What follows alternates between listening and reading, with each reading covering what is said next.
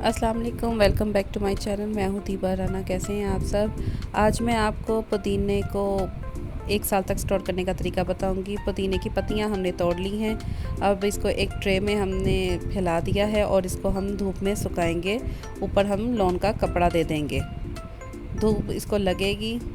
देखें, ये धूप लगने से ऐसे खुशक हो गया। हमने 2 गठियाँ की थी तो ये देखें इतना ये देखें सूखे कितना कम रह गया है। हमने एयर टाइट कंटेनर लेना है शीशे का और इसको अच्छी तरह धो के बिल्कुल खुशक हो, इसमें नमी बिल्कुल भी ना हो, इसके अंदर हम इसको डाल देंगे और इसको हम 1 साल तक स्टोर कर सकते हैं। जब भी आपको ज़रूरत हो तो इसको थोड़े से पानी में डालें और ये नरम हो जाएगा। इसकी पत्तियां फिर से फ्रेश हो जाएंगी।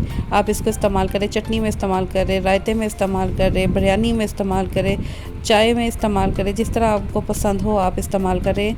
ये आपके लिए बहुत फ़ायदेमंद होगा। मिलते हैं किसी नई रेसिपी में, तब तक के लिए अल्लाह हाफिज़।